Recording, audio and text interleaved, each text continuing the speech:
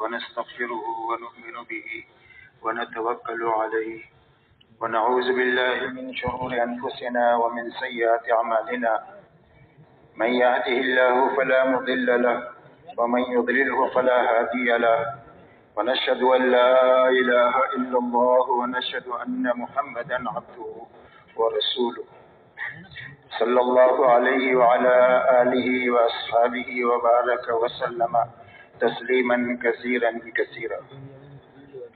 أعوذ بالله من الشيطان الرجيم. بسم الله الرحمن الرحيم. ومن أحسن قولا ممن دعا إلى الله وعمل صالحا وقال إنني من المسلمين. وقال عليه الصلاة والسلام لا يؤمن أحدكم حتى يكون هواه تبعا لما جئت به أو كما قال عليه الصلاة والسلام. وقال عليه الصلاة والسلام من خاف أدلج ومن أدلج بلغ المنزل ألا إن سلعة الله غالية ألا إن سلعة الله الجنة أو كما قال عليه الصلاة والسلام.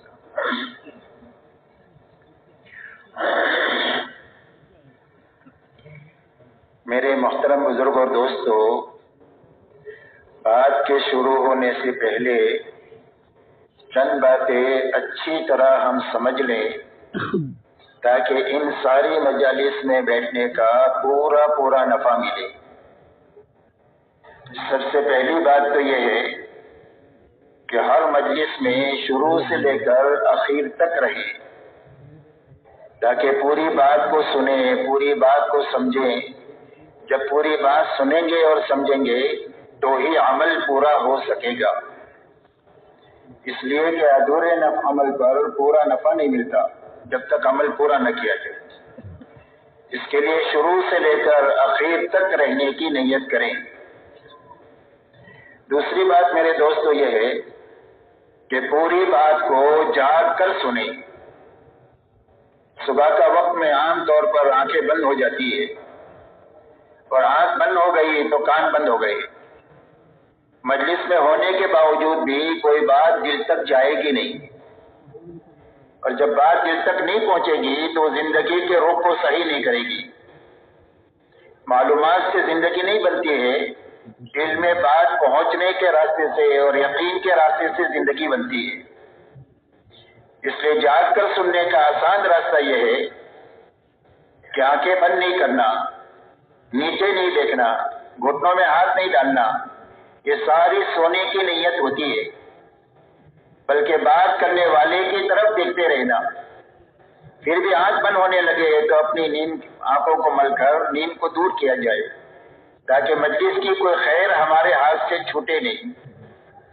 اپنے پڑوسی کو بھی دیکھتے رہیں، اگر کوئی سو رہا ہو تو پیار سے اس کو جگا دے، یہ اس کے ساتھ خیر خواہی کی بات ہوگی. بات کو پورے دھیان اور توجہ سے سنیں کہ جسم بھی یہاں ہے اور دل دماغ بھی یہاں ہے تاکہ بات کانوں کے راستے سے دل تک پہنچ جائے. جب بات دل تک پہنچ جاتی ہے تو زندگی کے رخ کو صحیح کر دیتی ہے. کتابوں میں واقع آتا ہے کہ ڈکیتی کی حالت میں گھر میں ڈکیتی ڈالنے کی کوشش ہو رہی ہے اور گھر کے اندر سے آواز آئی قرآن پڑھنے کی، الم یعن للذین آمنوا ان تخشع قلوبهم لذکر اللہ. کیا ایمان والوں کے لیے ابھی وقت آیا نہیں ہے کہ ان کے دل اللہ کے لیے ڈر جائیں اور اللہ کی طرف متوجہ ہو جائے؟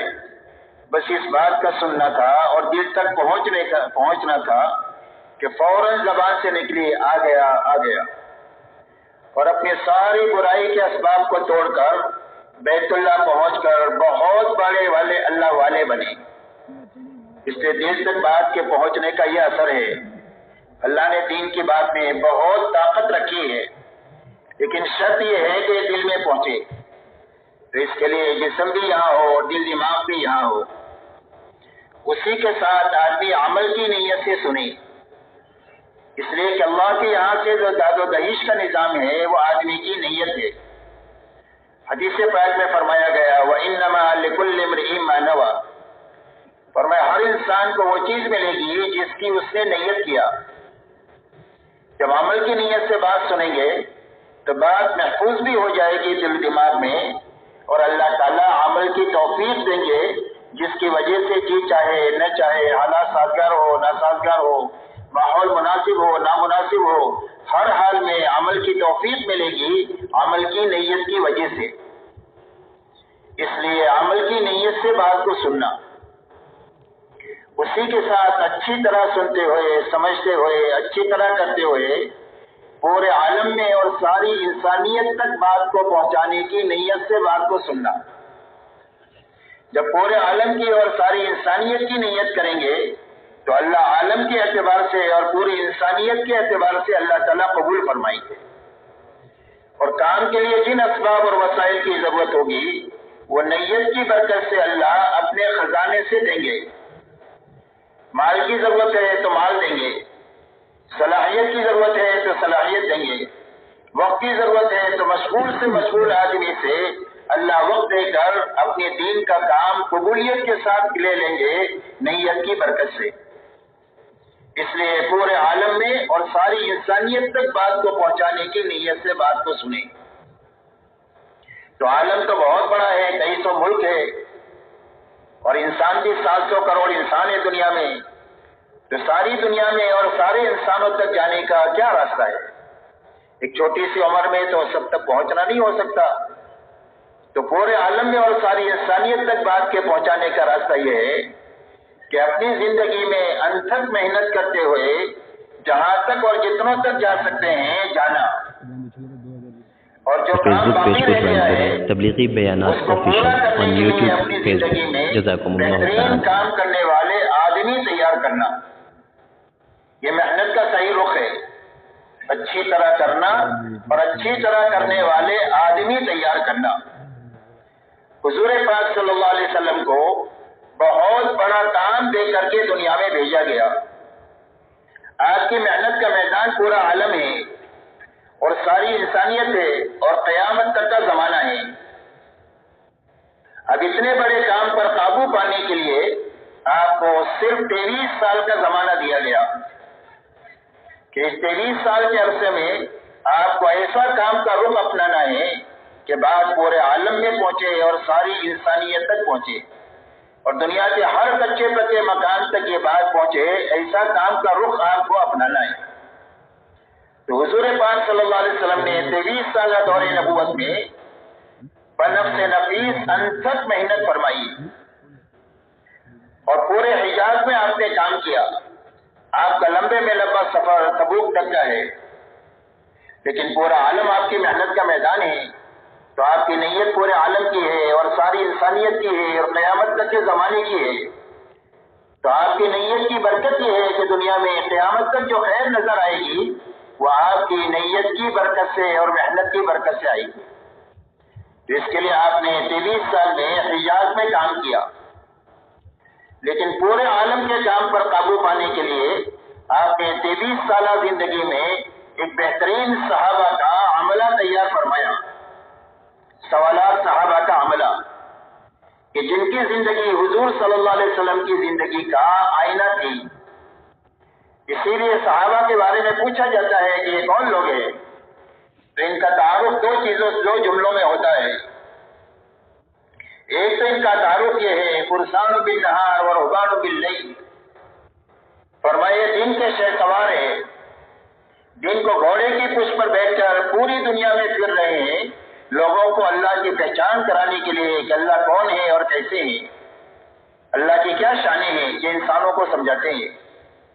اور فرمایا راتوں کے یہ عبادت گزار ہیں، کانوا قلیلا من اللیل ما یہجعون وبالاسحار هم یستغفرون، فرمایا راتوں کو یہ بہت کم سوتے ہیں اور اخیر راتوں میں کر کے مٹ کے تھک کے اپنے آپ کو مٹا کر اللہ کے سامنے استغفار کرتے ہیں کہ اللہ جو کرنے کا حق تھا وہ ہم سے ادا نہیں ہوا۔ فرمایا بسام بالنہار و بکام باللیل، جن کو حشاش بشاش اللہ کے دین کا کام کرنے والے ہیں اور راتوں کو اللہ کے سامنے بہت زیادہ رونے والے ہیں۔ یہ آپ کی دو صفتیں بڑی تھی زندگی میں، وہ دونوں صحابہ میں منتقل ہوئی۔ آپ کا دین دعوت اور تعلیم کے لیے اللہ نے آپ کو داعی اور معلم بنا کر کے بھیجا تھا، تو دن کا اکثر وقت دعوت اور تعلیم پر خرچ ہوتا تھا، اور رات کا بڑا حصہ آپ کا اللہ کے سامنے کھڑا ہونے میں، اللہ کے سامنے آوازاری کرنے میں، قرآن پاک کے پڑھنے میں خرچ ہوتا تھا، یہاں تک کہ آپ کے پیروں پر ورم آ جاتے تھے۔ یہ آپ کی رات ہے اور یہ آپ کا دن ہے، اور یہی دونوں چیزیں آپ کے عملے میں منتقل ہوئی، ان کا دن دعوت اور تعلیم میں، اور ان کی رات اللہ کے سامنے عبادت میں۔ اس لیے میرے دوستو، کام کا صحیح رخ یہ ہے کہ اچھی طرح سمجھ کر کام کرتے ہوئے اچھی طرح کام کرنے والے آدمی تیار کر کے مرنا، بانج بن کر کے آدمی نہیں مرنا چاہیے کہ زندگی بھر تبلیغ میں رہے اور ایک آدمی بھی نہیں بنا، یہ تبلیغی بانج پنا ہے، بلکہ اپنی زندگی میں کام کا بہترین عملہ تیار کر کے مرنا، تاکہ اطمینان سے جی بھی سکے اور اطمینان کے ساتھ مر بھی سکے۔ اس لیے ان باتوں کو سامنے رکھ کر پوری بات کو سننا ہے، کیوں رہیں گے انشاءاللہ آخر تک۔ اللہ تعالیٰ قبول فرمائے۔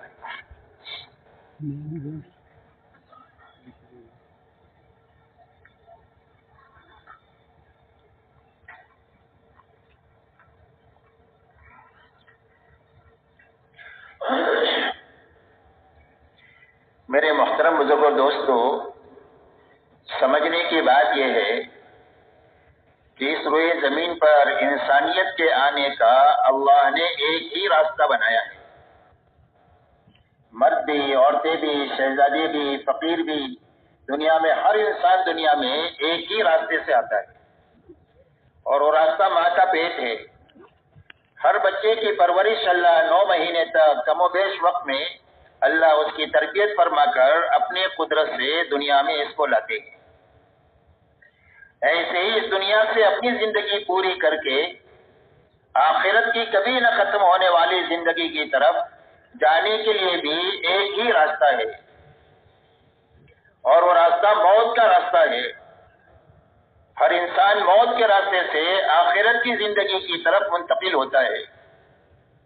ایسے ہی آنے اور جانے کے بیچ کی جو چھوٹی سی زندگی ہے اور موت کے بعد کبھی نہ ختم ہونے والی آخرت کی زندگی ہے، جس زندگی کے بارے میں اللہ والے یہ فرماتے ہیں کہ اگر آسمان اور زمین کے درمیان کی خالی جگہ کو رائی کے دانوں سے بھر دیا جائے اور ایک پرندہ 1000 سال میں ایک دانہ کھائے تو ہو سکتا ہے کہ خرب سال میں جا کر یہ دانے ختم ہو جائے، لیکن انسان کی زندگی جو موت کے بعد شروع ہوگی وہ زندگی ختم نہیں ہوگی۔ تو یہ دونوں زندگیوں کے بنانے کے لیے اللہ تعالیٰ نے اپنے پاس سے دین اتارا ہے، اور اپنی سنت روئے زمین پر یہ جاری فرمائی ہے کہ جو دینداری کے ساتھ جیے گا اور جو دینداری پر مرے گا، اللہ اس کی دنیا بھی اچھے سے اچھی بنا دیں گے اور اس کی آخرت بھی اچھے سے اچھی بنا دیں گے۔ اور جو بے دینی کے ساتھ جیے گا یا بے دینی پر مرے گا تو اللہ نتیجتاً اس کی دنیا بھی اجاڑیں گے اور اس کی آخرت ایسی اجڑے گی کہ اس کے بعد کبھی بھی آبادی نہیں ہوگی۔ قیامت تک کے آنے والی انسانیت کو یہ بات سمجھانے کے لیے اللہ تعالیٰ نے قرآن پاک میں انبیاء علیہم السلام اور ان کے ماننے والوں کے واقعات کو بیان فرمایا ہے کہ ہر زمانے میں ان کی تعداد تھوڑی بھی رہی اور اسباب اور وسائل کے اعتبار سے بہت ہی کمی رہی، لیکن اس کے باوجود نتیجتاً اللہ تعالیٰ نے ان کو چمکا دیا۔ بھلے کچھ دنوں ان کے اوپر تکلیف کے حالات آئے، لیکن نتیجے میں اللہ نے ان کو کامیاب بھی کیا، ان کو چمکا بھی دیا۔ اور نہ ماننے والے اور نبیوں کی مخالفت کرنے والے ہر زمانے میں دنیاوی اعتبار سے بڑے بڑے نقشوں کے مالک ہوئے۔ کسی کے پاس ملک کا نقشہ ہوا، کسی کے پاس مال کا نقشہ ہوا، کسی کے پاس تجارت کا نقشہ ہوا، کسی کے پاس میں باغات کے نقشے ہوئے، کسی کے پاس میں وزارت کے عہدے ہوئے، غرض کسی کے پاس اکثریت ہوئی۔ غرض یہ کہ بڑے بڑے ان کے پاس وسائل ہوئے، لیکن نتیجتاً اللہ نے ان کو اجاڑ دیا، اور آخرت کے اجڑنے کی نبی کی زبانی اللہ نے خبر دیا۔ اور قرآن پاک میں ارشاد فرمایا فَكُلًّا أَخَذْنَا بِذَنبِهِ فَمِنْهُمْ مَنْ أَرْسَلْنَا عَلَيْهِ حَاصِبًا وَمِنْهُمْ مَنْ أَخَذَتْهُ الصَّيْحَةُ وَمِنْهُمْ مَنْ خَسَفْنَا بِالْأَرْضِ وَمِنْهُمْ مَنْ أَغْرَقْنَا وَمَا كَانَ اللَّهُ لِيَظْلِمَهُمْ وَلَكِنْ كَانُوا أَنفُسَهُمْ يَظْلِمُونَ۔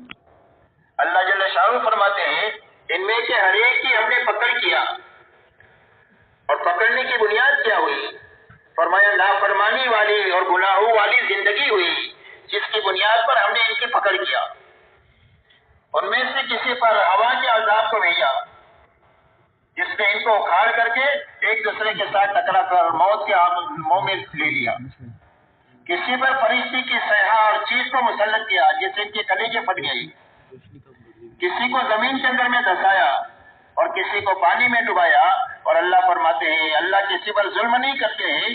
یہی لوگ ہیں جنہوں نے اپنی اللہ کی نافرمانی کر کر اللہ کے عذاب کا اپنے آپ کو مستحق بنایا۔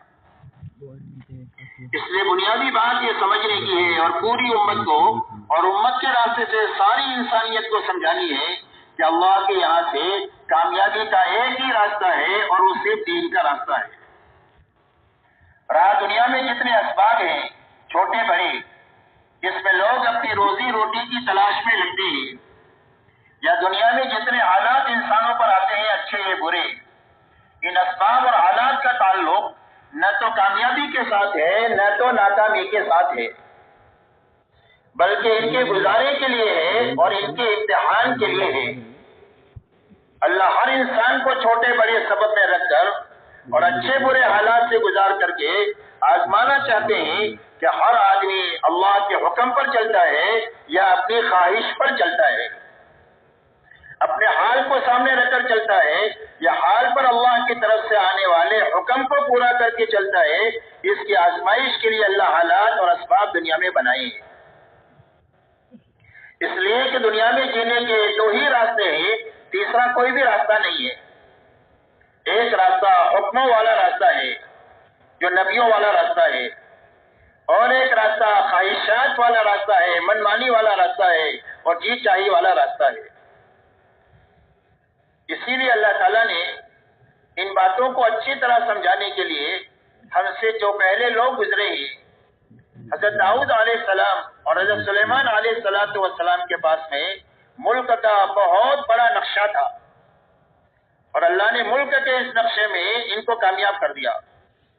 اور فرعون اور نمرود کے پاس میں بھی ملک کا بہت بڑا نقشہ تھا، اللہ نے ان دونوں کو ملک میں رکھ کر اللہ نے ان کو ناکام بنا دیا۔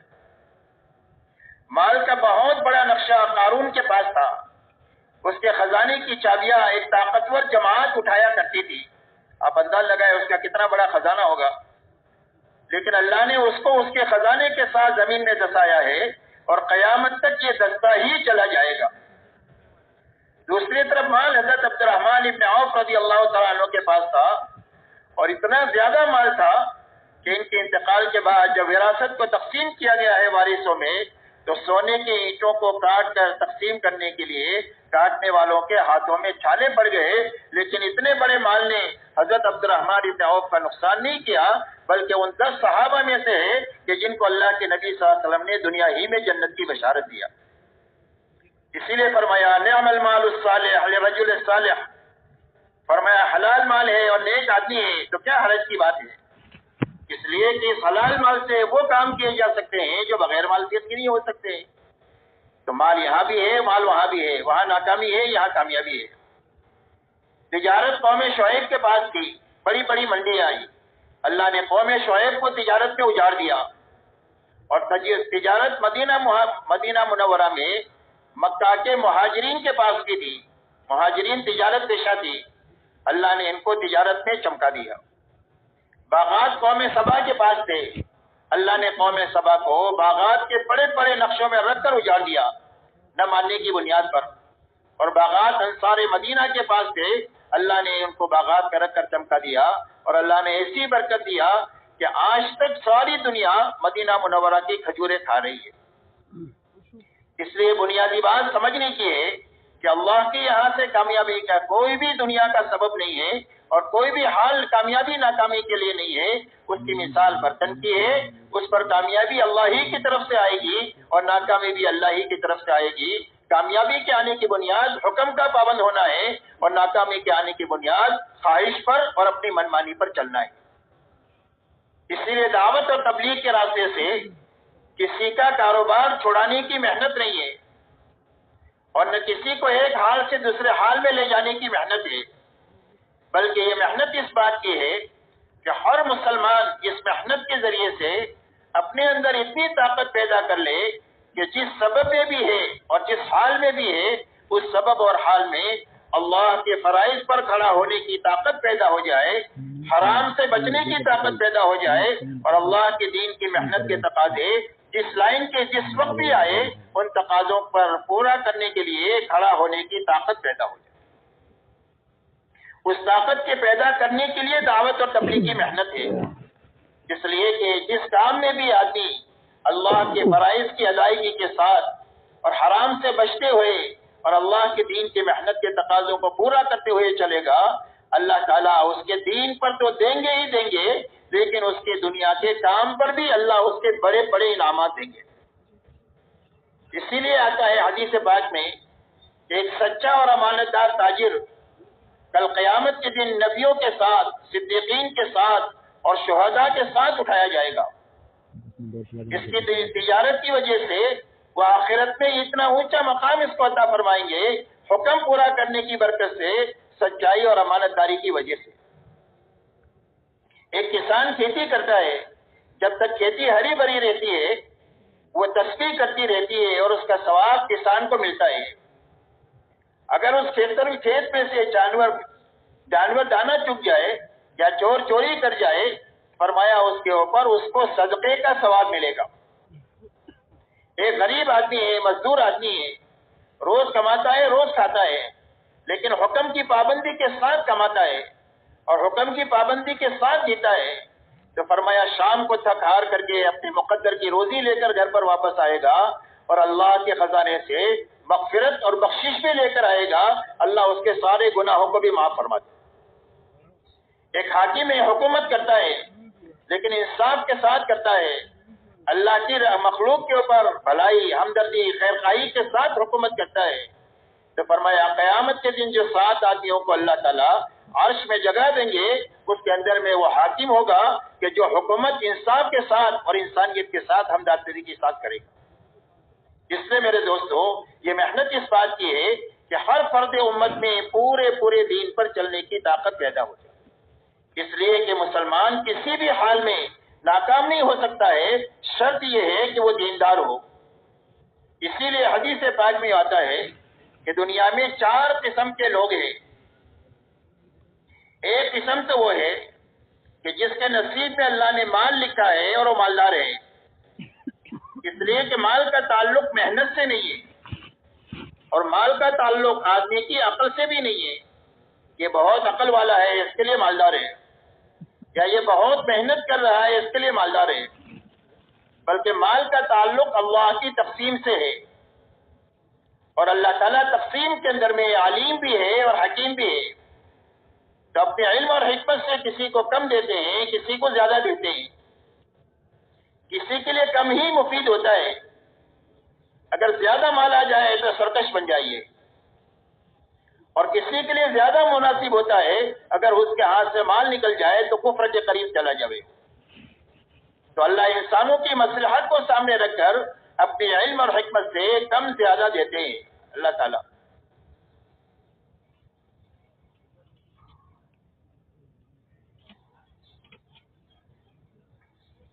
تو فرمایا ایک قسم وہ ہے کہ جس کے نصیب میں اللہ نے مال لکھا ہے اور اس نے اپنے مال سے اور اپنی جان کو لگا کر اللہ کے دین کو سیکھا اور اچھی طرح سمجھا، جس کے نتیجے میں اس کو یہ معلوم ہے کہ اللہ کی طرف سے یہ 2 بڑی نعمتیں مجھے ملی ہوئی ہے، جان اور مال کی، وہ مجھے کہاں لگانا ہے، اس لیے کہ صرف دین ہی اس کو راستہ بتائے گا لگانے کا، دین کے بغیر کبھی بھی آدمی کی جان مال صحیح نہیں لگ سکتی، تو اب وہ دین اسے سمجھائے گا کہ کہاں لگانا ہے۔ اب ہر ایمان والے کی 2 ذمہ داری ہے، ایک ذمہ داری دعوت کی ہے، ایک ذمہ داری عبادت کی ہے۔ اب وہ اپنی جان اور مال کو دعوت کے سارے تقاضوں پر جب کبھی بھی آتے ہیں پورے نشاط کے ساتھ اور پوری بشاشت کے ساتھ لگاتا ہے، اور جب بھی عبادت کے لائن کے احکامات آتے ہیں تو عبادت پر اپنی جان اور مال کو یہ لگاتا ہے جیسا اللہ چاہتے ہیں۔ جب اللہ کی مخلوق کے ساتھ ہمدردی کا کوئی تقاضا آتا ہے تو اللہ کے مخلوق کے ساتھ ہمدردی میں، بھلائی میں، خیر خواہی میں، ان کے بوجھ کو ہلکا کرنے میں وہ اپنی جان مال کو لگاتا ہے۔ اور میں دنیا میں ایک قسم یہ ہے۔ دوسری قسم دنیا میں وہ ہے کہ جس کے نصیب میں اللہ نے مال نہیں لکھا، جس کی بنا پر وہ غریب ہے، ضرورت تو اس کی بھی پوری ہوگی، ضرورت اس کی بھی پوری ہوگی، ضرورت کسی کی اٹکے گی نہیں، اس لیے کہ اللہ تو سب کے رب ہے، مالدار کی بھی رب ہے اور غریب کے بھی رب ہے، غریب کے بھی رب ہے۔ یہ ہو نہیں سکتا ہے کہ مالدار کو کھلائے اور غریب کو نہ کھلائے۔ صرف فرق اتنا ہے کہ مالدار زردہ پلاؤ لے گا یا چٹنی روٹی کھا لے گا، اور وہ بھی کھانے کا نظام صرف یہاں تک ہے، نیچے جانے کے بعد اس کو بھی گندگی بننا ہے، اس کو بھی گندگی بننا ہے۔ رہا انسان کے لیے جس طاقت کی اور قوت کی ضرورت ہے، وہ زردہ پلاؤ سے بھی اس کو اتنی ہی ملے گی اور چٹنی روٹی سے بھی یہی ملے گی، اس لیے کہ کھانے میں اللہ نے طاقت نہیں رکھی ہے، قوت اللہ کے خزانے سے آتی ہے۔ تو اس لیے اللہ سب کے رب ہے، اس کی ساری ضرورتیں اللہ پوری کریں گے۔ فرق اتنا ہے ادنا اور اعلیٰ کا۔ لیکن اس غریب نے اپنی جان لگا کر کے دین کو سیکھ لیا اور سمجھ لیا کہ اس غربت میں اللہ سے بڑے بڑے انعامات کے لینے کا کیا راستہ ہے۔ اس لیے کہ دین کے سیکھنے کے لیے زیادہ مال کی ضرورت نہیں ہوتی ہے، اپنی جان لگانے کی ضرورت ہوتی ہے۔ ایک آدمی پورے دارالعلوم کے چلانے کا خرچ برداشت کرے، لیکن اپنی ذات سے بیٹھ کر اگر یہ سورہ فاتحہ نہیں سیکھے گا تو سورہ فاتحہ اس کو یاد نہیں ہوگی پورا تعلق چلانے کے نتیجے میں۔ اس لیے جان لگانا کے ذریعے سے آدمی کی زندگی میں دین کی پختگی آتی ہے، مال کے ساتھ بھی۔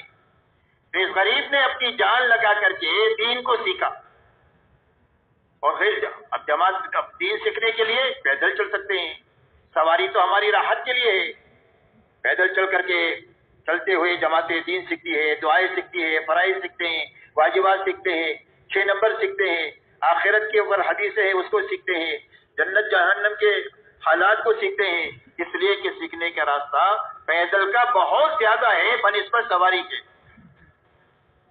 اسی لیے پچھلے زمانے میں ایک مرتبہ ایک جماعت کی کارگزاری ہوئی، ان سے پوچھا گیا کہ تم نے 40 دن کے اندر میں کتنا خرچ کیا؟ تو پہلے زمانے کی بات ہے، شروع زمانے کی۔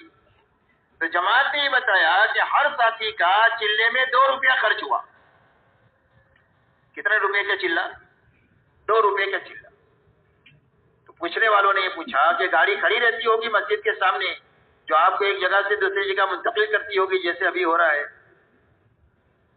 اور کھانے کے لیے روز دعوتیں ہوگی بستی والوں کی طرف سے۔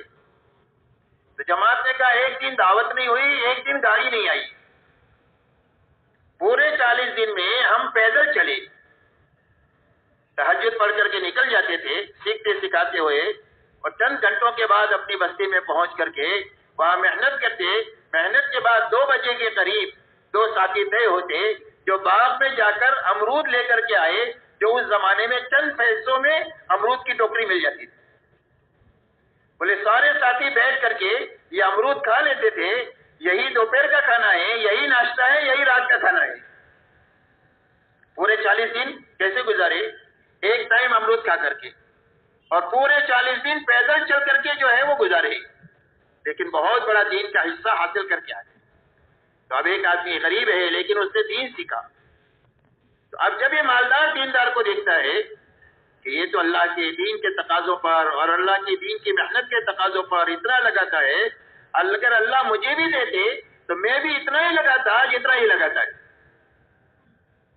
تو حدیث پاک میں آتا ہے فَكِلَاهُمَا فِي الْأَجْرِ سَوَاءٌ، فرمایا اس مالدار دیندار کو لگانے پر جتنا اللہ دیں گے، اس غریب کی اس تمنا پر، اس آرزو پر کہ میرے پاس ہوتا تو میں بھی لگاتا، اللہ اس کو بھی اتنا ہی اجر عطا فرمائے۔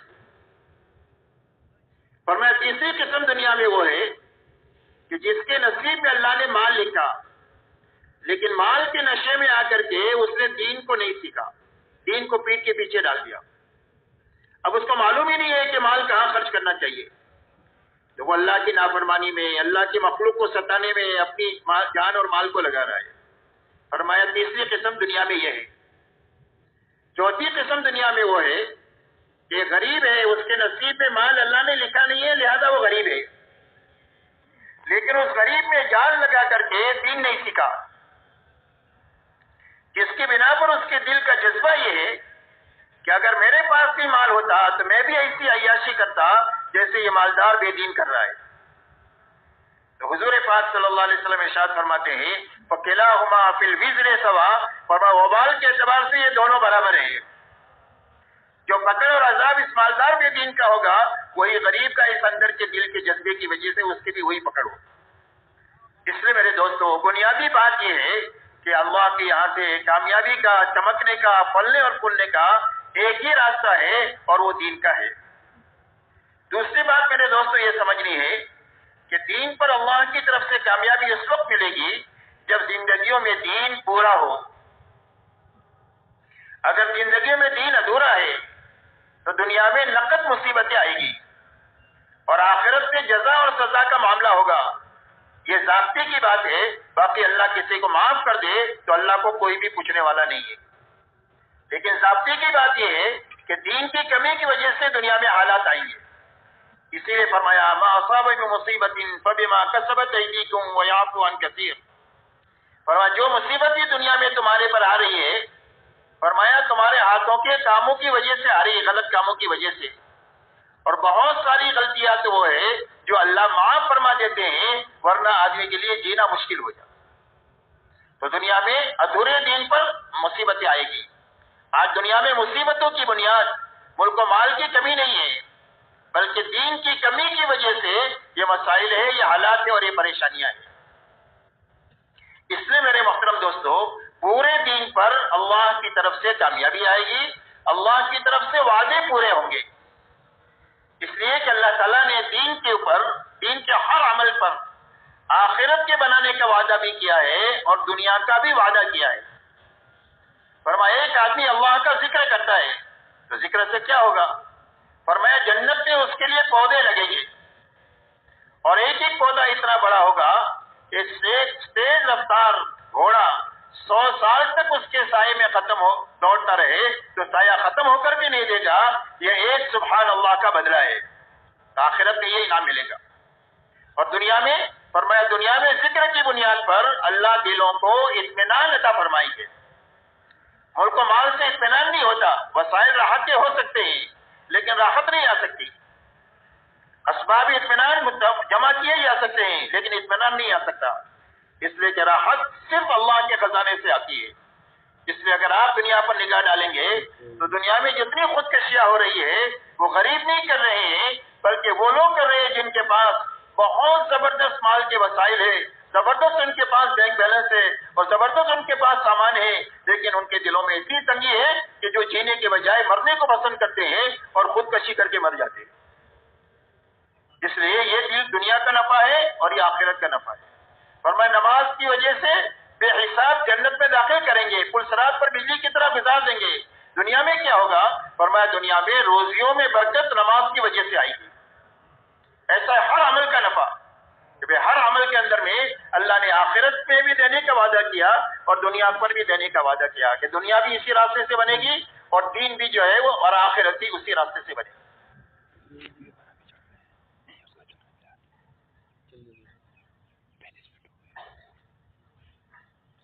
اس لیے سمجھنے اور امت کو سمجھانے کی بات ہے، اس بات کی محنت ہو رہی ہے کہ ہر فرد امت میں اتنی طاقت پیدا ہو جائے کہ اللہ کے ہر حکم پر چل جائے، اللہ کے ہر نافرمانی سے بچ جائے اور اللہ کے ہر دین کی محنت کے تقاضے پر کھڑا ہو جائے۔ اب پورا دین کے سمجھنے کا راستہ کیا ہے کہ پورا دین کیا ہے، اس کی نظیر اور مثال کہاں سے ملے گی؟ تو میرے محترم دوستو اگر ہم یہ سمجھنا چاہتے ہیں کہ پورا دین کیا ہے تو اس کے لیے ایک ہی راستہ ہے کہ ہم حضور صلی اللہ علیہ وسلم اور صحابہ کی زندگی کو دیکھیں، اس لیے کہ قیامت تک کے لیے نمونہ اور حد کا معیار حضور پاک صلی اللہ علیہ وسلم کی ذات گرامی اور آپ کی حیات طیبہ اور صحابہ کرام کی جماعت ہے۔ اسی لیے فرمایا لقد کان لکم فی رسول اللہ اسوۃ حسنہ، تمہارے لیے حضور صلی اللہ علیہ وسلم کی زندگی میں بہترین نمونہ ہے۔ حضرت عبداللہ بن مسعود رضی اللہ تعالیٰ عنہ فرماتے ہیں کہ جو کسی کی راہ چلنا چاہے وہ اصحاب محمد صلی اللہ علیہ وسلم کے پیچھے پیچھے چلے، اس لیے کہ یہ دلوں کے بہت پاک لوگ تھے، علم کے بہت گہرے تھے اور تکلفات سے بالکل پاک تھے. آپ سے پوچھا گیا حق کیا ہے؟ فرمایا ما انا علیہ و اصحابی. فرمایا قیامت تک حق وہ ہے جس پر میں ہوں اور میرے صحابہ ہیں. جب تک ہم حضور صلی اللہ علیہ وسلم اور صحابہ کی زندگی کو سامنے رکھ کر نہیں چلیں گے، جب تک ہماری دینی کمی کا ہم کو پتہ نہیں چلے گا. اس لیے کہ آج ہماری دیکھنے کا معیار یہ ہے کہ دنیا کے معاملے میں ہم اپنے سے اوپر والوں کو دیکھتے ہیں. 100 پتی 1000 پتی کو دیکھے، 1000 پتی لکھ پتی کو دیکھے، لکھ پتی کروڑ پتی کو دیکھے، کروڑ پتی ارب پتی کو دیکھے، ارب پتی خرب پتی کو دیکھے، خرب پتی ملک والے کو دیکھے کہ میرے پاس تو مال ہی ہے، میرے پاس تو کوئی پاور نہیں ہے. تو ہر آدمی اوپر دیکھتا ہے اور دین کے معاملے میں ہر آدمی اپنے سے نیچے والے کو دیکھتا ہے.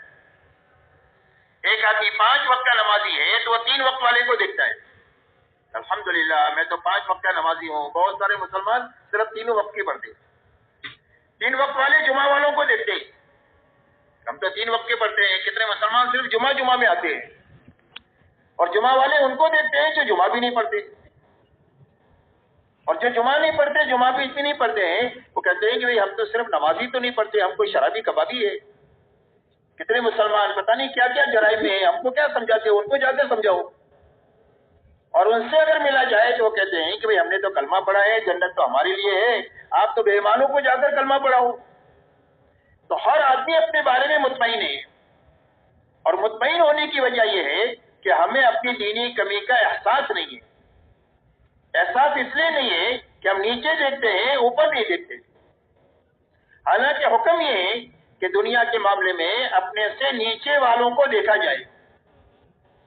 جب دنیا کے معاملے میں سے اپنے سے نیچے والوں کو دیکھا جائے گا تو ہمارے اندر صبر اور شکر کی کیفیت پیدا ہوگی. اور اللہ تک پہنچنے کے یہ 2 راستے ہیں، ایک شکر کا ہے اور ایک صبر کا ہے. تو جب دنیا کے معاملے میں اپنے سے نیچے والوں کو دیکھیں گے اور دین کے معاملے میں اپنے سے اوپر والوں کو دیکھیں گے، یعنی حضور صلی اللہ علیہ وسلم اور صحابہ کو دیکھیں گے، تو اللہ تعالی ہمیں ایک تو دینی کمی کا احساس ہمارے اندر پیدا کریں گے اور ایک صبر اور شکر کی کیفیت اللہ ہمارے اندر پیدا فرمائے جو اللہ تک پہنچنے کا راستہ ہے. اس لیے میرے محترم دوستو، یہ حکم ہے کہ دنیا کے معاملے میں نیچے دیکھا جائے، دین کے معاملے میں اوپر دیکھا جائے. جو اس طریقے سے زندگی گزارے گا اس کا شمار شاکرین میں سے ہوگا اور اس کا شمار صابرین میں سے ہوگا. اگر یہ بات نہیں پیدا ہوئی اور ہم نے اوپر نہیں دیکھا، اپنے ماحول ہی سے دین کو سمجھنے کی کوشش کیا، تو میرے دوستو غلط فہمی کے ساتھ زندگی گزرے گی اور اسی پر موت آئے گی. آدمی سمجھے گا میں حق پر ہوں، حالانکہ باطل پر ہوگا. اس لیے کہ اپنے ماحول سے دین کو سمجھا ہی نہیں جا سکتا اور اپنی کمی کا پتہ چل ہی نہیں سکتا ہے اور غلطی پر ہوگا اور اپنے آپ کو صحیح سمجھتا رہے گا، وہ ہدایت پر سمجھتا رہے گا. اور اسی حالت میں اگر موت آ گئی تو پھر کل قیامت کے دن یہ خون کے آنسو روئے گا لیکن اس کے آنسوں کا پوچھنے والا کوئی نہیں ہوگا. اس لیے دعوت اور تبلیغ کے راستے سے اس بات کی محنت ہے کہ ہر آدمی اپنے غلط ماحول سے نکل کر ایک پاکیزہ ماحول میں آئے اور پاکیزہ ماحول میں آ کر اپنے چہرے کو حضور صلی اللہ علیہ وسلم اور صحابہ کے آئینے میں دیکھے تاکہ پتہ چلے کہ میں کہاں ہوں اور مجھے کہاں ہونا چاہیے. اس لیے میرے دوستو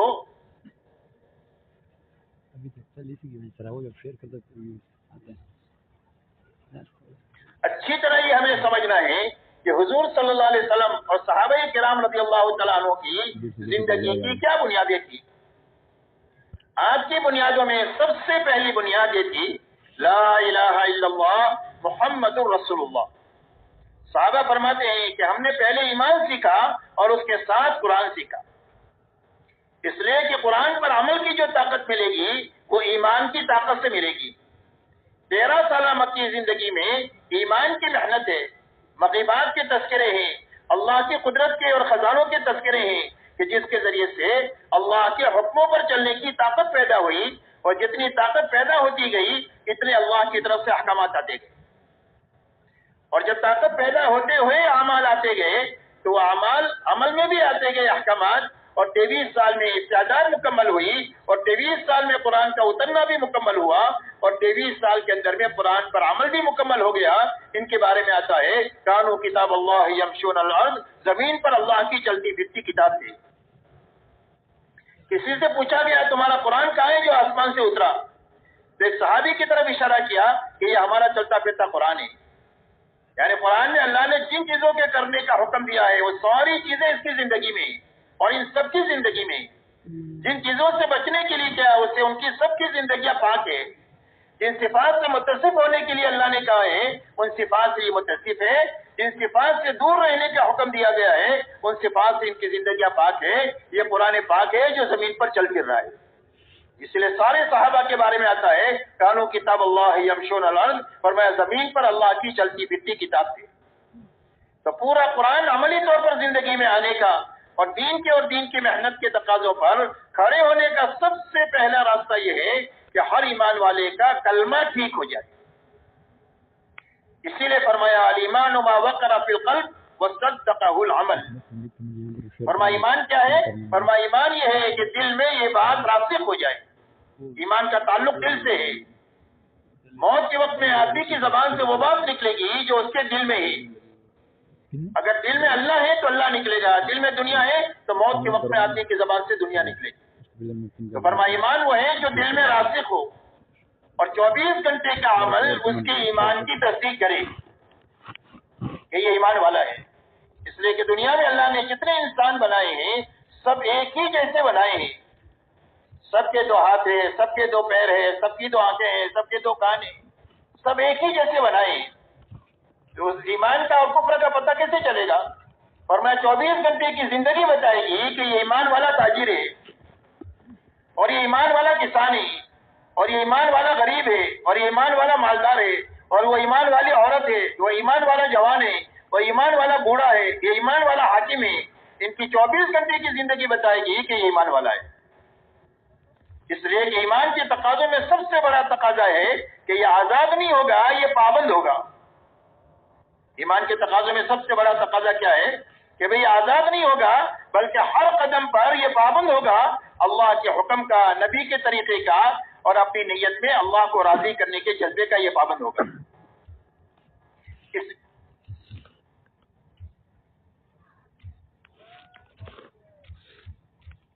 اس لیے میرے دوستو سب سے پہلی بنیاد لا الہ الا اللہ محمد رسول اللہ ہے کہ سب سے پہلے ہر انسان کا یقین یہ بنے کہ میری زندگی کے بننے کا تعلق ملک و مال سے نہیں ہے، ڈگری اور عہدوں سے نہیں ہے، چیزوں اور سامانوں سے نہیں ہے. اس لیے کہ ساری دنیا میں جتنی چیزیں ہیں وہ سب مخلوق ہیں، وہ بنی ہوئی چیزیں ہیں اور اللہ خالق ہے، اللہ بنانے والے ہیں. کوئی چیز اپنے آپ بن نہیں سکتی اور دنیا کے سارے انسان مل کر کے بھی کسی چیز کو بنانا چاہے تو بنا نہیں سکتے ہیں اللہ کی مخلوق کا سہارا لیے بغیر. دنیا کے سارے انسان مل کر اللہ کی مخلوق کا سہارا لیے بغیر ایک بال نہیں پیدا کر سکتے، ایک بال نہیں پیدا کر سکتے. ہاں مخلوق مصنوعی بال بنا سکتے ہیں اللہ کی مخلوق کا سہارا لے کر، اس لیے کہ بنانا صرف اللہ ہی کی شان ہے. ہاں انسان کے بس میں یہ ہے کہ اللہ نے جن چیزوں کو بنایا ہے ان کو آپس میں جوڑ کر کوئی شکل دے دے. پلاسٹک اللہ نے بنایا، انسان کے بس میں اتنا ہے کہ اس کو جوڑ کر کرسی بنا دے، صوفہ بنا دے، جگ بنا دے. لیکن پلاسٹک بنانا یہ انسان کے بس میں نہیں ہے. ایک ذرہ پلاسٹک کا سارے انسان مل کر بنا نہیں سکتے.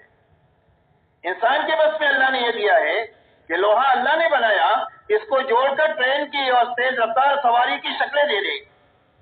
لیکن لوہے کا ذرہ سارے انسان مل کر کے بنا نہیں سکتے.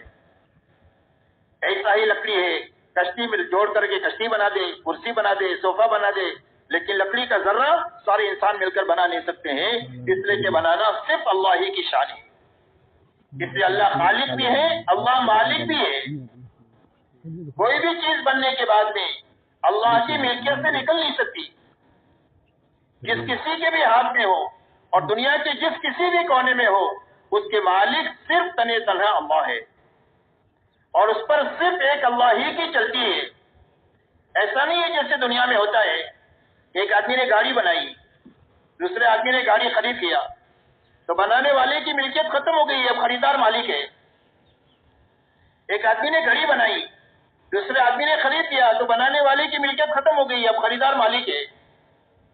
لیکن کائنات کی جتنی بڑی چھوٹی بڑی چیزیں جہاں کہیں بھی ہے اور جس کسی کے بھی ہاتھ میں ہے، تنے تنہا اس کے مالک صرف اللہ ہے، اور اسی اللہ ہی کی اس پر چلتی ہے، اسی اللہ ہی کی اس کے پر چلتی ہے، اس کی جس کے ہاتھ میں ہے اس کی نہیں چلتی۔ آئے دن آپ دنیا میں دیکھتے ہیں کہ ایک آدمی ریوالور خریدتا ہے اپنی حفاظت کے لیے، اور ایک دن آتا ہے کہ اپنی کمپیٹی پر رکھ کر یہ خودکشی کر لیتا ہے کہ بھئی واقعات سننے دیکھنے میں آتے ہی نہیں آتے پڑھنے میں، تو اس نے خریدا تھا حفاظت کے لیے، لیکن اس کی ہلاکت کا سامان بن گیا، اس لیے کہ ہاتھ میں اس کے ہیں لیکن اس پر چلے گی اللہ کی۔ ایک آدمی مال محنت کر کے کماتا ہے، چور اچکوں کی نظر پڑ جاتی ہے، جو مال اپنے راحت کے لیے بناتا ہے وہی اس کی ہلاکت کا سامان بن جاتا ہے کہ بھئی آئے دن یہ دیکھتے کہ نہیں دیکھتے۔ ایک آدمی اپنے بچوں کو پال پوس کر بڑا کرتا ہے اپنے بڑھاپے کے سہارے کے لیے، اور یہی بچے اس کے لیے بڑھاپے میں وبال جان بن جاتے ہیں۔ یہ اس بات کو بتلا رہا ہے کہ دنیا میں جو کوئی بھی جس کسی کے پاس میں بھی ہے وہ اس کی ملکیت نہیں ہے، اس کے مالک تنے تنہا اللہ ہے۔ اللہ جو چاہے گا وہ اس میں سے نکلے گا۔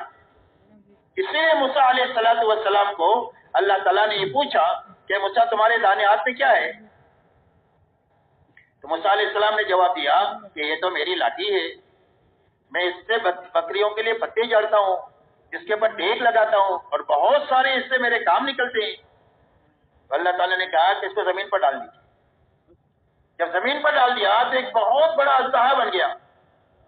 اب موسیٰ علیہ السلام کہہ رہے تھے میری وہ پیچھے ہٹ رہے، اس سے ڈر کے مارے، یہ فطری بات ہے، سانپ سے ڈرنا تو کوئی نبوت کی شان کے خلاف نہیں ہے، بہرحال پیچھے ہٹ رہے۔ تو اللہ نے کہا کہ اس کو پکڑ لو، ہم اس کو پہلی حالت پر لوٹا دیں۔ جب پکڑ لیا تو پھر لاٹھی بن گئی۔ تو اللہ نے اس بات کو بتلایا کہ نہ یہ لاٹھی ہے نہ یہ سانپ ہے، یہ کیا ہے؟ اللہ جو چاہے وہ ہے۔ ایسا ہے دنیا کی بڑے سے بڑی شکل جو نفع کی تمہیں نظر آ رہی ہے اس سے متاثر ہونے کی اور للچانے کی ضرورت نہیں ہے، اور دنیا میں بڑی بڑی شکلیں جو تمہیں ہلاکت کی نظر آ رہی ہے اس سے ڈرنے کی ضرورت نہیں ہے، اس کے پر صرف تنے طرح ہمارا کنٹرول ہے۔ جب چاہیں گے ہم اس میں سے نفع نکالیں گے، اور جب چاہیں گے تمہارے حق میں اس کے لیے نقصان نکالیں گے، اور جب چاہیں گے تمہارے لیے نفع نکالیں گے۔ مسئلہ ان چیزوں کا تمہارے ہاتھ میں ہونا نہیں ہے، بلکہ مسئلہ یہ ہے کہ چیزوں کا مالک تمہارے اور ہمارے ساتھ ہو جائے۔ اسی لیے ساری چیزیں مخلوق ہے اور اللہ خالق ہے، اور مخلوق کے بارے میں اللہ کا فیصلہ ہے کہ چاہے ذرہ ہو یا پہاڑ ہو، چونٹی ہو یا جبرائیل امین ہو، قطرہ ہو یا سمندر ہو، ایک پیسہ ہو یا لاکھوں اور خربوں ہو، یہ سارا مخلوق ہے، اور مخلوق کے بارے میں فیصلہ ہے لا یملک نفعا ولا ضرا ولا موتا ولا حیاتا ولا نشورا۔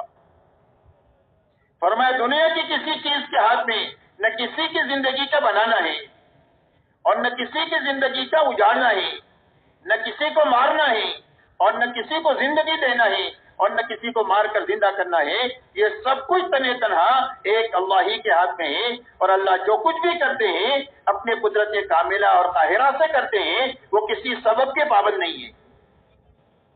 اسی لیے آدم علیہ السلام کو بغیر ماں باپ کے پیدا فرمایا، حضرت عیسیٰ علیہ السلام کو بغیر باپ کے پیدا فرمایا، حضرت صالح علیہ السلام کے لیے اللہ تعالیٰ نے پہاڑ کی کوہ میں سے ایک گھاون اٹھنے کو نکالا جس نے نکلنے کے بعد میں فوراً بچہ دیا۔ یہ اللہ تعالیٰ اپنی قدرت کے مظاہر دنیا میں بتاتے رہتے ہیں کہ اللہ کی شان وہ ہے کہ وہ سبب کی پابند نہیں ہے۔ انما امرہ اذا اراد شیئا ان یقول له کن فیکون۔ فرمایا اللہ کا معاملہ یہ ہے کہ جب کسی چیز کا ارادہ فرما لے کہ ہو جا تو چیز ہو جاتی۔ اللہ کا ارادہ ہی وجود ہے، اللہ کی مشیت ہی وجود ہے۔ اللہ کسی چیز کو چاہ لے تو وہ چیز فوراً وجود میں آ جائے گی۔ اس لیے میرے دوستو سب سے پہلے یقین یہ بنے کہ ہماری زندگیوں کے بننے کا تعلق ملک و مال سے نہیں ہے، ڈگری و عہدوں سے نہیں ہے، چیزوں اور سامانوں سے نہیں ہے، بلکہ صرف ایک اللہ کی ذات کے ساتھ ہے۔ اللہ ہی زندگیوں کو بناتے ہیں اور اللہ ہی زندگیوں کو اجاڑتے ہیں۔ بنانے والے بھی اللہ ہیں، اجاڑنے والے بھی اللہ ہے۔ آج تک جتنوں کی بنی ہے اللہ کے بنانے سے بنی ہے، اور آج تک جتنوں کی اجڑی ہے اللہ کے اجاڑنے سے اجڑی ہے۔ اس لیے ہمارا اور پوری امت کا یقین یہ بنے، سب سے پہلے یہ یقین کے بنانے کی محنت ہے کہ ہماری زندگیوں کے بننے کا تعلق ایک اللہ کی ذات کے ساتھ ہے۔ اللہ ہی زندگیوں کو بنائیں گے، اللہ ہی زندگیوں کو اجاڑیں گے۔ اللہ کے یہاں سے زندگی کے بنانے کا اور اجاڑنے کا اندھادھند نظام نہیں ہے، اس کی بنا دیا اس کی اجاڑ دیا، بلکہ اللہ کے یہاں زندگی کے بنانے کا ایک ہی ضابطہ ہے اور وہ صرف محمد الرسول اللہ ہے۔ اور جوتا پہننے سے لے کر نماز تک اور شادی بیاہ سے لے کر حکومت کرنے تک اپنی زندگی کے ہر حرکت اور سکون میں جو محمدی بن کر کے جیے گا اور محمدی بن کر کے مرے گا، اللہ اس کی زندگی کو بنا دیں گے۔ جھوپڑے میں ہے تو جھوپڑے میں بنا دیں گے، اور محل میں ہے تو محل میں بنا دیں گے، رعیت ہے تو رعیت کی بنا دیں گے، اور حاکم ہے تو حکومت کی بنا دیں گے۔ شرط یہ ہے کہ محمدی بن کر جیے اور محمدی بن کر کے مری، اس لیے کہ اللہ والا بننے کا شارٹ کٹ راستہ اور معمول راستہ، سارے خطرات سے محفوظ راستہ یہ سنت والا راستہ ہے کہ جو آدمی اپنی 24 گھنٹے کی زندگی میں حضور صلی اللہ علیہ وسلم کے نقش قدم پر چلے گا اور آپ کی لائی ہوئی زندگی کے مطابق زندگی گزارے گا، اللہ اس کی زندگی کو بنا دیں گے اور اللہ اس کو اللہ والا بنا دیں گے۔ اللہ والا بننے کا راستہ کیا ہے؟ محمدی بننا، یہ اللہ والا بننے کا راستہ ہے۔ اسی لیے اللہ فرماتے ہیں قُلْ إِن كُنتُمْ تُحِبُّونَ اللَّهَ فَاتَّبِعُونِي يُحْبِبْكُمُ اللَّهُ۔ اے ہمارے نبی جی، آپ ہمارا شاہی فرمان انسانوں کو سنا دیجئے کہ اگر تمہیں اللہ سے محبت کا دعویٰ ہے تو اس کی دلیل یہ ہے کہ میرے پیچھے پیچھے چلو۔ کس کے پیچھے پیچھے چلو؟ حضور صلی اللہ علیہ وسلم کے پیچھے پیچھے چلو۔ فرمایا جب میرے پیچھے پیچھے چلو گے تو اللہ تمہیں اپنا محبوب بنا دے گا، اور جب تم اللہ والے بن جاؤ گے اتباع کے راستے سے تو اللہ تمہارا ہو جائے گا، اور جب اللہ تمہارا ہو جائے گا تو پورا عالم تمہارا ہے۔ اگر اللہ تمہارے ہیں تو پورا عالم تمہارا ہے۔ عالم کی ہر چھوٹی بڑی چیز آپ کی تائید میں، آپ کی موافقت میں، آپ کے کام آنے میں، آپ کے نفع پہنچانے میں استعمال ہوگی، آپ کو تکلیف پہنچانے کے لیے وہ استعمال نہیں ہو سکتی۔ اور اگر کوئی آپ کو تکلیف پہنچانے کے در پہ ہو جائے تو اللہ فرماتے ہیں من عاد علی ولی فقد آذنتہ بالحرب، جو میرے ولی کو ستائے میں اس کے ساتھ میں اعلان جنگ کرتا ہوں۔ اسی لیے کتابوں میں واقع آتا ہے کہ ایک اللہ والے جا رہے تھے، سامنے سے ایک آدمی اپنی عورت کے ساتھ آ رہا تھا، اللہ والوں کے پیر کی ٹھوکر سے مٹی اڑی اس عورت کے کپڑے پر آ کر لگی، تو اس کے یار کو غصہ آیا، اس نے اٹھا کر ایک تماچا مار دیا اللہ والوں۔ مارنے والا دڑام سے گرا اور مر گیا، عورت نے شور مچایا مار دیا مار دیا مار دیا، لوگ جمع ہوئے بھی کیا ہوا کیا ہوا، تو کوئی بتانے والا نہیں کیا ہوا۔ اللہ والوں نے بتایا کہ بھائی ہوا کچھ بھی نہیں ہے، اس کے یار کو غصہ آیا اس نے مجھے مارا، اور ہمارے یار کو غصہ آیا اس نے اس کا کام تمام کر دیا۔ تو ہمارے یار کون ہے؟ اللہ ولی الذین آمنوا، اللہ ایمان والوں کے ولی ہے، دوست ہے، مددگار ہے، معاون ہے، کاموں کے بنانے والے ہیں۔ اللہ تعالیٰ ہر ایمان والا ولایت کے مقام تک پہنچ سکتا ہے، اور اس کے پہنچ جانے کا راستہ سنت کا اتباع ہے کہ جو سنت والی زندگی اپنائے گا اللہ تعالیٰ ایک تو سب سے پہلے سنت کا اثر یہ ہوگا کہ نیک لوگوں کے دلوں میں اللہ اس کی محبت ڈال دیں گے، برے لوگوں کے دلوں میں اللہ اس کا رعب ڈال دیں گے۔ کوئی فاسق اور فاجر اور بے ایمان ان کے ساتھ ہاتھ ملا کر بات نہیں کر سکتا ہے، اللہ وہ رعب ان کے دلوں میں ڈال دیں گے۔ اللہ روزیوں میں برکت عطا فرمائیں گے، اور اللہ تعالیٰ دین میں پختگی عطا فرمائیں گے، مضبوطی عطا فرمائیں گے۔ دنیا کی کوئی طاقت بھی اس کو دین سے ہٹا نہیں سکتی ہے، اتنی طاقت اللہ سنت پر چلنے کی برکت سے اس کو عطا فرمائیں گے۔ اس لیے میرے دوستو، اللہ والا بننے کا راستہ محمدی بننا ہے، اور اللہ والے بن گئے تو پورا عالم ہمارا ہے اور پورا عالم ہمارے کام میں لگے گا۔ آپ اندازہ لگائیں جب صحابہ کا ایمان بنا ہے اور جب صحابہ کا ہدایت معیاری ہدایت بنی ہے تو آپ دیکھو پورے عالم کو اللہ نے ان کے لیے مسخر کیا۔ حضرت عمر رضی اللہ تعالیٰ عنہ مدینہ منورہ میں ممبر پر بیٹھ کر کہہ رہے یا ساریہ الجبل، ساریہ ہزاروں میل دور کام کر رہے ہیں اور ان کی جماعت کو پہاڑ کے پیچھے سے خطرہ ہے دشمن کا، تو حضرت عمر یہاں سے اللہ ان کو دکھا بھی رہا ہے اور ان کی آواز کو حضرت ساریہ تک پہنچا بھی رہے ہیں، اور حضرت ساریہ متنبع ہو کر اپنی جماعت کو خطرے سے نکال بھی رہے ہیں۔ اللہ فرماتے ہیں کہ جب تم ہمارے ہو تو ہم تمہارے ہیں، اور ہم تمہارے ہیں تو پورے عالم کی ہر چیز تمہاری ہے، وہ تمہارے کام آئے گی۔ حضرت سعد ابن ابی وقاص رضی اللہ تعالیٰ عنہ 10,000 کی جماعت کے ساتھ سمندر پر ایسا چلے جیسا ہم خشکی پر چلتے ہیں اور گھوڑوں کے کھور بھی اس پر نہیں بھیگے. اللہ نے بتلایا کہ جب تم ہمارے ہو تو پورا عالم تمہارا ہے، اس لیے کہ عالم ہم نے بنایا ہے اور ایمان والوں کے لیے بنایا ہے. نافرمانی کے لیے عالم نہیں بنایا گیا، اللہ کی عبادت کے لیے زمین بنائی گئی ہے. اور عبادت کے وارث اور زمین کے وارث فرمایا وَلَقَدْ كَتَبْنَا فِي الزَّبُورِ مِن بَعْدِ الذِّكْرِ أَنَّ الْأَرْضَ يَرِثُهَا عِبَادِيَ الصَّالِحُونَ.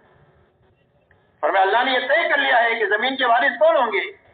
فرمایا ہمارے نیک بندے زمین کے وارث ہوں گے اور اس کے سیاہ و سفید کا مالک ہوں گے. شرط یہ ہے کہ وہ محمدی بن کر جیے، محمدی بن کر کے مرے.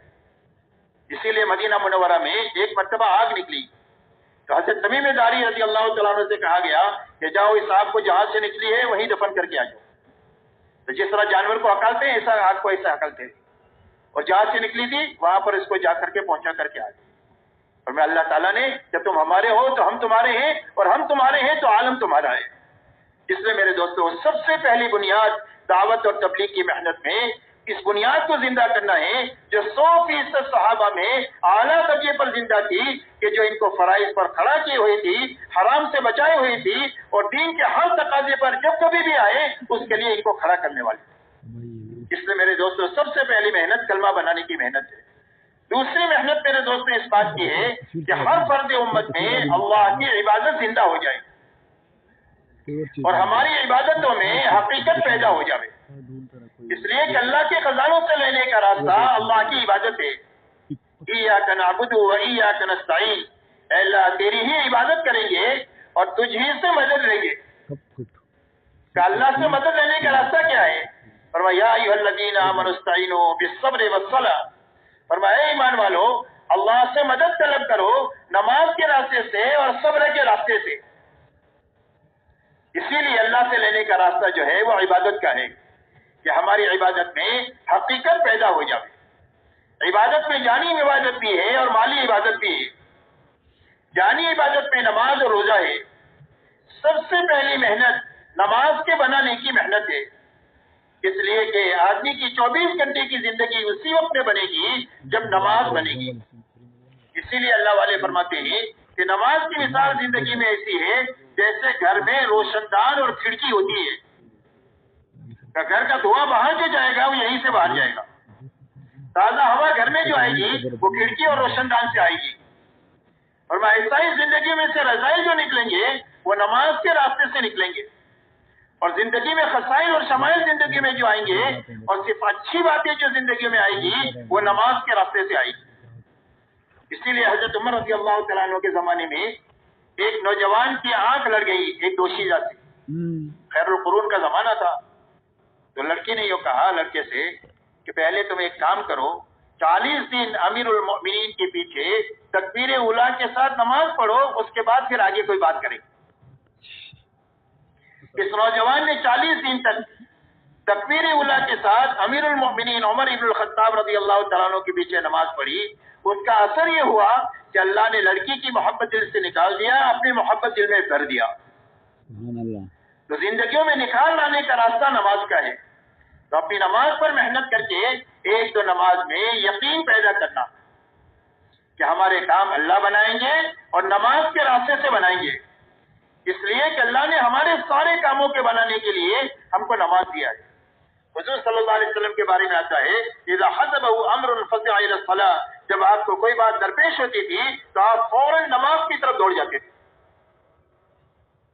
آپ کو بارش کی طلب ہے، بارش نہیں ہو رہی ہے تو اس کے لیے صلاۃ الاستسقاء دی گئی. خوف ہے تو صلاۃ الخوف دیا گیا.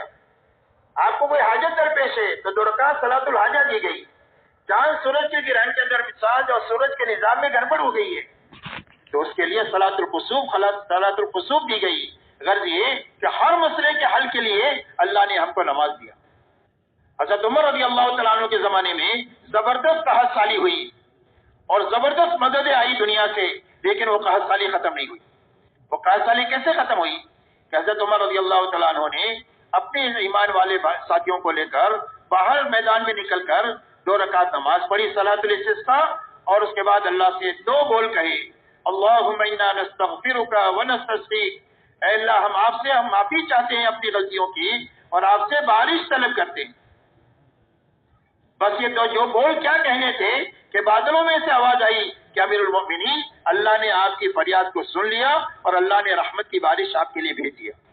اور چند مہینے ہوتے ہوتے قحط کا سارا نظام ختم ہو کر خوشحالی کا نظام قائم ہو گیا، اس لیے کہ اللہ تعالیٰ نے تمام تر مسائل کے لیے امت کو نماز عطا فرمائی.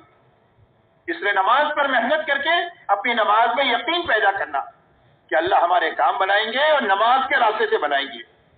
زندگی میں جب کبھی بھی چھوٹا بڑا مسئلہ آئے تو ہماری نگاہ اللہ پر جانی چاہیے اور نماز پر جانی چاہیے کہ ہم اپنے اللہ سے پہلے کہیں گے اور نماز پڑھ کر کہیں گے. اللہ نے ہم کو اس کا وعدہ کیا ہے کہ تم ہم سے مدد طلب کرو، نماز کے ذریعے سے اللہ ہماری مدد کریں گے. اللہ پر یقین اور نماز پر یقین. دوسرا، نماز ہمارے لیے بوجھ نہ ہو بلکہ فضائل کے راستے سے ہمارے اندر میں اللہ کے سامنے کھڑے ہونے کا، اللہ کے سامنے سیدھے میں پڑے رہنے کا، لمبی لمبی نوافل پڑھنے کا ہمارے اندر میں شوق پیدا ہو جائے کہ اللہ نے کھڑے ہونے کا موقع دیا ہے تو لمبا قیام کیا جائے، بڑی بڑی صورتیں پڑھی جائے نوافل میں، لمبا رکوع کیا جائے، لمبا سیدھا کیا جائے.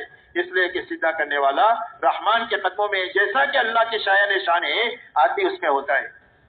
اور المصلی یناجی ربہ، فرمایا نمازی آدمی تو اپنے رب کے ساتھ مناجات کرتا ہے، چپکے چپکے اللہ سے بات کرتا ہے نماز میں. جب یہ کہتا ہے الحمدللہ رب العالمین، تمام تعریفیں اس اللہ کے لیے ہیں جو تمام جہانوں کے پالنے والے ہیں، تو اللہ جواب دیتے ہیں حمدنی عبدی. یہ یہاں سے کہتا ہے الحمدللہ رب العالمین، اللہ فرماتے ہیں حمدنی عبدی، میرے بندے نے میری تعریف کیا. جب یہ کہتا ہے الرحمن الرحیم، اللہ فرماتے ہیں اثنا علی عبدی، میرے بندے نے میری ثنا بیان کیا. جب یہ کہتا ہے مالک یوم الدین، کہ اللہ آپ تو یوم جزا کے مالک ہے، تو اللہ فرماتے ہیں مجدنی عبدی، میرے بندے نے میری بزرگی اور بڑائی بیان کی. اور جب یہ کہتا ہے ایاک نعبد و ایاک نستعین، اللہ فرماتے ہیں ھذا بینی و بین عبدی، یہ میرے اور میرے بندے کے درمیان میں عہد و عہد ہے، عبادت میرے لیے ہے اور مدد میرے بندے کے لیے ہے. اور جب یہ کہتا ہے بعد میں اہدنا الصراط المستقیم، اللہ فرماتے ہیں ولعبدی ما سأل، میرے بندے نے جو مانگا ہم نے دے دیا. اے اللہ مجھے سیدھے راستے پر چلا دے. اور میں سیدھا راستہ کون سا ہے؟ دنیا کا ہر آدمی سوچتا ہے کہ میں جو چل رہا ہوں وہ سیدھا ہے، تو اللہ نے صراط مستقیم کی تعین فرما دیا کہ صراط مستقیم کیا ہے. فرمایا صراط مستقیم وہ ہے کہ جس پر اللہ کا انعام ہوا وہ سیدھا راستہ ہے، اور جن کے اوپر اللہ کا غضب نازل ہوا اور جو گمراہ لوگ ہیں ان کا راستہ سیدھا راستہ کبھی نہیں ہو سکتا ہے. اور کس پر اللہ نے انعام فرمایا؟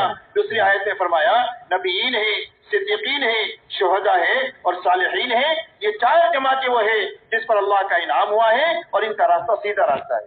اے اللہ مجھے اس کی توفیق دے. اللہ فرماتے ولعبدی ما سأل، میرے بندے نے جو مانگا ہم نے اس کو دے دیا. اس لیے میرے دوستو ایک تو نماز میں یقین پیدا ہو، دوسرا شوق پیدا ہو فضائل کے راستے سے، تیسرا نماز میں علم آئے، مسائل کا علم، سنن کا علم، تاکہ نماز ہماری علم کی روشنی میں ہو. کس چیز سے نماز ٹوٹ جاتی ہے؟ بعض مرتبہ آدمی کی نماز ٹوٹ جاتی ہے پتہ بھی نہیں چلتا اس کو.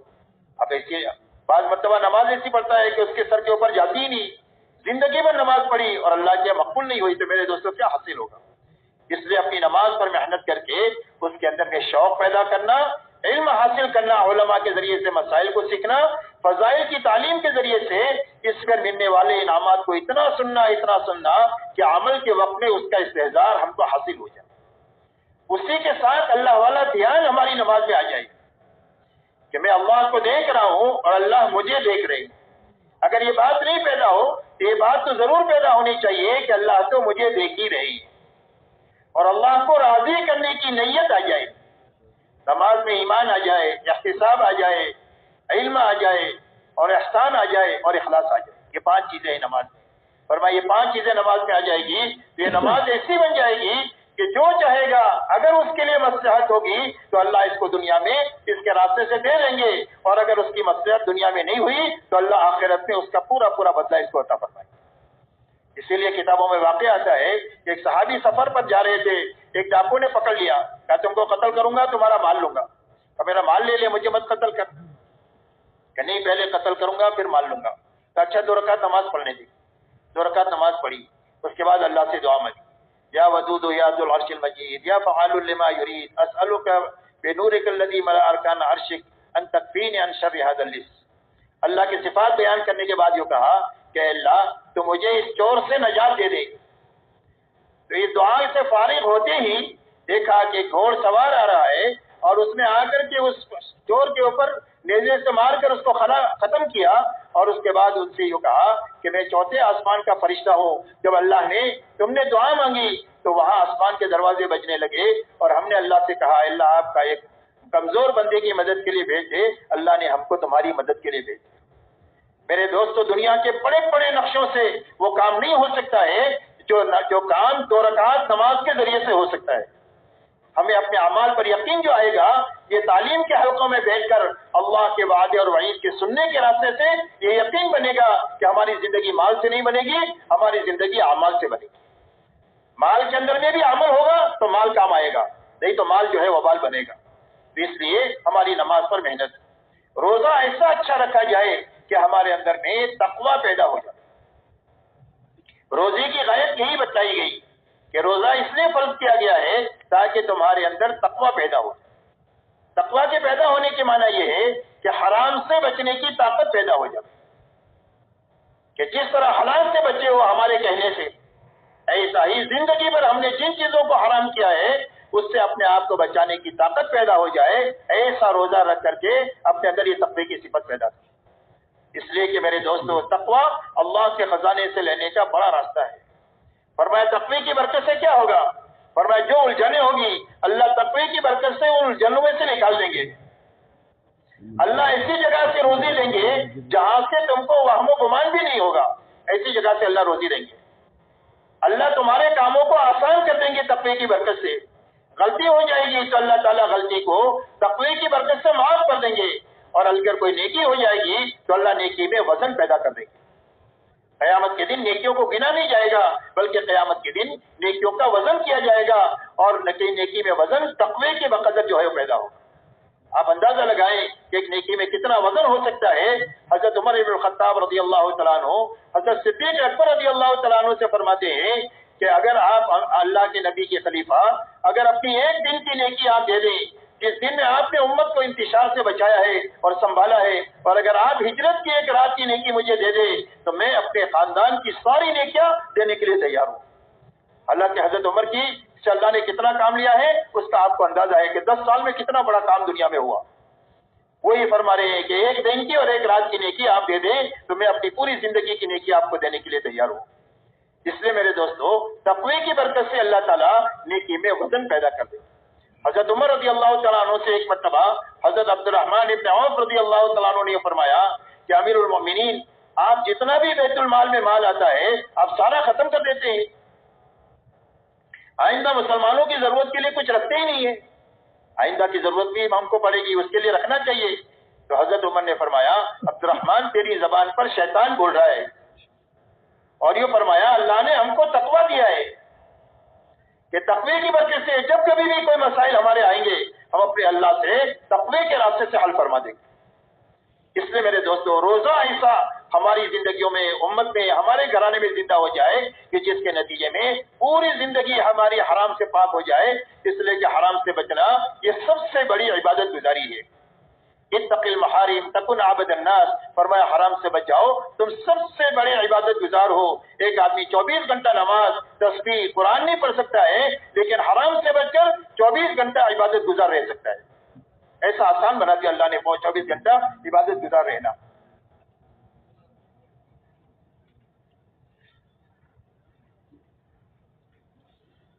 اسی کے ساتھ زکوٰۃ مالی عبادت ہے، اس کے پر زکوٰۃ فرض ہے۔ ایسی خوش دلی کے ساتھ زکوٰۃ دے آدمی، سامنے والے کا اپنے پر احسان سمجھے کہ اللہ نے میرا فرض اس آدمی کے ذریعے سے ادا کرایا۔ مسجد قابل احترام ہے، وہاں فرض ادا ہوتی ہے ہماری نماز۔ ایسا ہی وہ مسلمان قابل احترام ہے کہ جس کے اوپر ہماری زکوٰۃ ادا ہوتی ہے۔ اس پر ہمارا احسان نہیں ہے بلکہ اس کا احسان ہے کہ اس نے زکوٰۃ کے راستے سے میرے مال کو پاک کیا۔ ایسی خوش دلی سے مال دینا کہ ہمارے دلوں کا بخل ختم ہو جاوے، اس لیے کہ بخل جہنم کا درخت ہے اور سخاوت جنت کا درخت ہے۔ مومن کبھی بخیل ہو ہی نہیں سکتا ہے، مومن کبھی بخیل نہیں ہو سکتا ہے، اس لیے کہ موجود کے ساتھ بخل یہ معبود کے ساتھ بدگمانی ہے کہ اللہ نے ابھی دیا ہے پھر کہاں سے دے گا۔ بلکہ یہ فرمایا انفق ينفق علیہ، فرمایا خرچ کرو تمہارے پر خرچ کیا جائے گا۔ انفق یا بلال ولا تخش من ذی العرش اقلالا، اے بلال خرچ کرتے رہو اور عرش کے مالک سے افلاس کا ڈر مت کرو، اس کے خزانے بھرے ہوئے ہیں۔ جب تم خرچ کرو گے اللہ کی مخلوق پر تو اللہ تعالیٰ اپنے خزانے سے تم کو دیتے رہیں گے، اور اتنا دیں گے کہ کھاتے کھلاتے تھک جاؤ اور صدیوں تک ختم نہ ہو، اللہ اپنے خزانے سے تم کو اتنا دیں گے، صحیح خرچ کی بنیاد پر۔ خرچ کرنے سے مال کم نہیں ہوتا، اسی لیے فرمایا زکوٰۃ سے مال بڑھتا ہے۔ جو زکوٰۃ دینے والے ہیں یہ مال کے بڑھانے کا گر جانتے ہیں کہ مال کے بڑھانے کا راستہ کیا ہے۔ فرمایا مال کے بڑھانے کا راستہ زکوٰۃ ہے، اور مال کی حفاظت کا راستہ زکوٰۃ ہے۔ جب مال کی زکوٰۃ نکل جائے گی تو مال محفوظ ہو جائے گا، چور چوری نہیں کر سکتا، ڈاکو ڈکیتی نہیں ڈال سکتا ہے، اور کوئی پانی اس کو ڈبا نہیں سکتا ہے، آگ اس کو جلا نہیں سکتی ہے۔ جس مال کی زکوٰۃ نکل گئی وہ ہر لائن کی مصیبت سے پاک ہو جائے گا مال۔ اس لیے اپنی زکاتوں کو اچھی طرح دینا، اور اسی کی طرح پوری امت میں زکات زندہ ہو جائے اس کی محنت کرنا۔ اسی کے ساتھ جس پر اللہ نے حج فرض کیا ہے، ایسا اچھا حج کرنا